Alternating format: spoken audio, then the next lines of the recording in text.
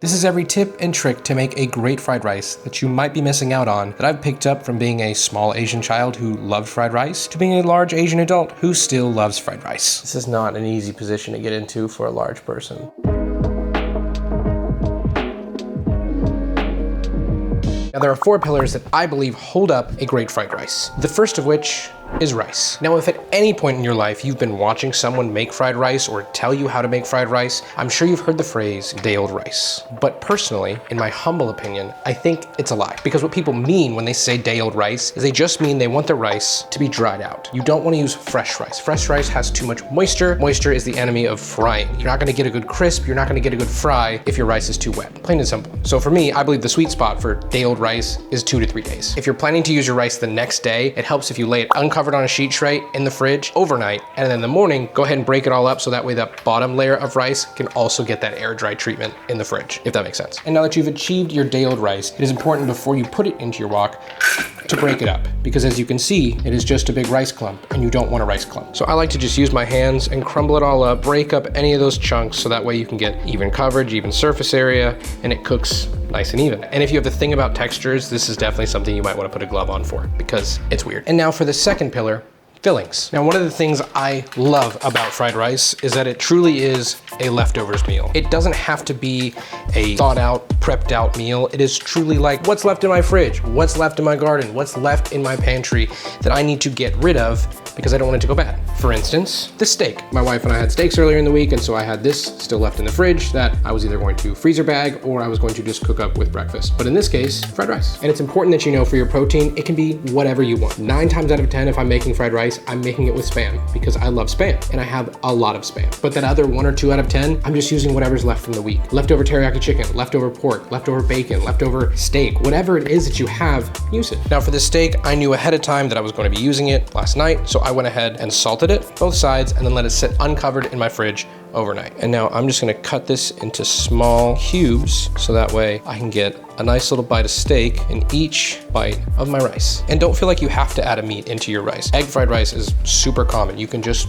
use eggs, or you can not use eggs if you're not an egg person. You could literally just have fried rice with literally no toppings. It's one of the pillars, and then you take a pillar and then you just have a tripod, and then, you know, but you could still do it. Like it's not the end of the world. While I'm cutting this steak up, I'm gonna cut away some of these fat chunks so I can use that in my rice later. And now for our produce, which again is the same thing, same concept. What's left in your fridge? What's left in your pantry? What's left on your countertop? Use it. In my case, we have half a sweet onion, 2 green onions, a singular lone carrot, and don't feel like you have to have all this or have to have more. The beauty of fried rice is that it's adaptable. It's whatever you need it to be in that moment, in that time. And then next week, it's whatever you need it to be then. It's truly something beautiful. Now for our sweet onion, I'm just gonna roughly dice it up. I like it nice and small so that way I don't get big chunks of onion in my rice. But you're welcome to cut it however you like. If you want it in juliennes, you can do it in juliennes. If you want it in chunks, do it in chunks. The only thing that I'm gonna tell you need to do is make sure that your pieces are roughly the same size and shape so that way they cook evenly. Man, I was so focused on what I was saying that I didn't even realize that I was giving this the completely wrong cut that I wanted to give it, and now I'm over here doing extra work. So, it is what it is. And now that I've fixed my mistake, our green onions, which are funny because you're gonna cut these in 2 different ways. And this is something that you don't technically have to listen to me on, but I think that it works out a better way, and most people would agree. On your green onion, you have the greens and you have the whites. The whites, you wanna cook down a little bit more. But the greens, they're gentle, they're fragrant. You wanna leave them more or less raw. So we're gonna cut them up and then split them up. Now we'll find roughly where it turns from white to green or green to white. Separate those whites over there. Oops. Move our greens to the side. And now for our carrot. I'm just gonna give this a quick peel. I'll be honest, I don't like carrots. And the reason I don't like carrots is because I think they're gross and yucky. But it's in my fridge and I probably should eat more carrots. At least the people on the internet seem to think so. So I'm using a carrot. But because I don't like carrots, I'm just gonna cut them into really fine dice. I also don't like peas, in case you're wondering, because I know peas are very popular in fried rice. I don't like peas. First, we slice them into these oblong discs, and we're just gonna line them up nice and flat like this. This will help us get to a nice julienne, and then from the julienne, we'll turn them into dices. And if you like carrots, you could just leave it like this. Like, it really doesn't matter. I just don't like the taste of carrots, so I want my carrots to be as small as humanly possible. And I really, really wanna emphasize this. It's okay if it's not perfect. Do not let your fear or someone else telling you that, hey, this needs to be exactly this way, prevent you from making this, because you should be cooking, like everything. You can do it. And you can tell that I don't like to eat carrots, nor do I cook with carrots often because these are far from uniform. And lastly, we have our garlic. Now, I'm sure you've seen people on the internet just take their knife, throw it on the back, and smack it down. I do it too. It works, but it runs the risk of chipping your knife or dulling your blade out or cutting yourself. So grab a bench scraper, throw it on the edge, and it does the same thing with no risk.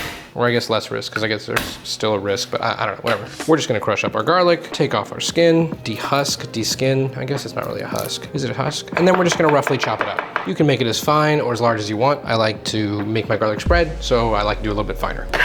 And for my final filling, the humble, yet delicious, and quite unfortunately overpriced egg. Now you can crack these straight into your wok when you're cooking. I don't like to. I like to make sure they're really scrambled. Some people like their whites and their yolks broken up a little bit more. It's all preference. If I'm in a hurry, that's the way I'll do it, but I'm obviously not in a hurry. So I'm gonna do it this way. Add in a little bit of salt. Optionally, you can add in a little bit of milk to give it a little bit more volume. You can add in sesame oil, you can add in soy sauce. I like my eggs to taste just like eggs, so I leave them this way. And now for our third pillar, umami. Now for fried rice, you're using soy sauce, and soy sauce already has umami in it, but generally speaking, you're gonna want more umami. And for that, I present to you my 3 favorite options. The first, monosodium glutamate, MSG. Now, if you have feelings about MSG that are less than positive and you think that they still give you headaches and things like that, I encourage you to do some reading and do some research because it's wrong. I'm not saying you don't have a headache. I'm just saying it's not because you had a sprinkle of MSG in your fried rice from that takeout place last night. MSG is a very easy and cheap way to add in umami into whatever you're cooking with a very minimal, and I mean minimal amount. I'm talking like a teaspoon. Next up is oyster sauce, one of my personal favorite add-ins, something that I grew up on and my dad used a lot. This adds more than just umami. You're also going to get that oystery flavor, and it's not a bad oyster flavor. It's not going to turn your fried rice into some oceany, tasty, super salty fried rice. Like, this adds a little bit of oyster flavor in all the right ways. And if you'd like to try this, but you have a shellfish allergy, they do make oyster flavored mushroom sauces that are very, very similar. So similar that I have regularly bought them thinking that they're a regular oyster sauce and not realized until I looked at the bottle like 6 or 7 uses in. And finally, for a less common option, but definitely goated, chicken powder. It's not only gonna add umami into your dish, but it's also adding flavor. It's adding another depth, another layer, and more flavor is more better. So today, I'm using chicken powder. And for our 4th and final pillar, preparation. That means your whole cooking station, everything you need is ready to go. It is within arm's reach, and you don't have to think about it. But preparation extends beyond that, because it's not just the things you have around you, but it's knowing what you're going to do. When you're cooking in a hot wok, fried rice cooks exceptionally fast. So you need to know what you're going to do and the order you're going to do it. So for me, I know I'm starting with my meat, then my veg, then my rice, then my egg, then my green onions. Versus if you have it out there and yes, it's here, but you're not sure what's coming next, that's when you start to burn things and that's where it starts to go wrong. So for me, being mentally prepared about what you're about to do and the order you're going to do it in is just important as having everything physically in front of you. Now I'm starting by preheating my wok. And let me just say, you don't need a wok. You don't need a wok burner. This is an induction wok burner. You don't need it. You can use your stove. I don't use that stove because it's really hard to film over there. As long as you can get your pan hot, you can make fried rice. Now, as far as what you're cooking it in, it doesn't have to be a wok. It doesn't have to be carbon steel. I think it should be carbon steel, but it doesn't have to be. I would definitely stray away from stainless steel if you're not super comfortable cooking with stainless steel. I also don't think stainless steel woks are very good, but that's just my personal opinion. Carbon steel is great. If not, if you're not ready for that, if you're not ready for the maintenance that comes with carbon steel, that's okay. You can get yourself a nice non-stick wok. It's okay. And now that my wok is ripping hot and adequately preheated, I'm just gonna add in a little bit of neutral oil. It's just gonna help me fill in those pores. And I'm just moving it around to make sure I coat the whole pan, anywhere that food's gonna touch. Now, like I said before, I've got some beef fat here, so I'm gonna toss that in. If you don't have any beef fat, that's okay. You can skip this step and just add a little bit more oil. And then I'm just gonna keep moving this around and letting that fat render out as much as it can. And now that I've got a good amount of that fat rendered out, I'm just gonna get it out of my pan, leaving all that oily goodness inside, and then adding in our steak. I'm just gonna flatten it out, make sure I get as much surface area as possible. I'm gonna let it sit and sear. Good. And if you're just reheating something you've already cooked, this is gonna go a lot faster because you're not waiting for it to cook. And now that there's no more red that's visible, I'm gonna go ahead and add in my veg. And just keep it moving and let it cook down. Because remember, there's garlic inside here and I don't want any of it to burn. And go ahead and spread that out as much as possible because we want to make sure we get all that moisture out. We don't trap any of it in there because if we do that and we add our rice in, it's just going to steam. This also can be a problem if you're using a pan that is too small or isn't hot enough, or you're going to want to end up doing this part in batches. Cook your meat, take it off, cook your veg, take it off, cook your rice, take it off, such and such, and go all the way through and then add it all in together. Got it? And once those veggies are nice and cooked down, I'm going to go ahead and add in our rice. I'm noticing my rice is sticking a little bit, so I'm just going to add a little bit of oil.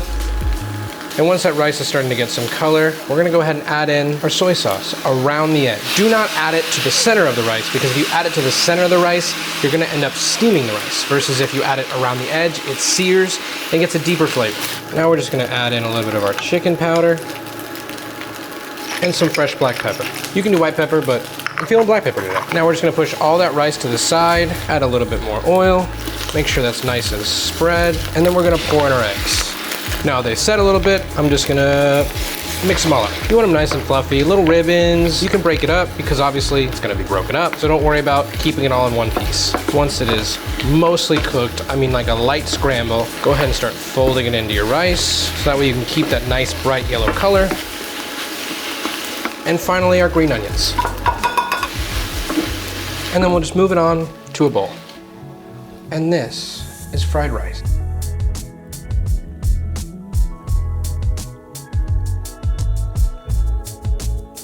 No, I'm not saying I know everything about fried rice. What I am saying is that if you follow these steps, you'll make a good fried rice. Thank you so much for liking, subscribing, and hitting that bell, and I'll see you next week.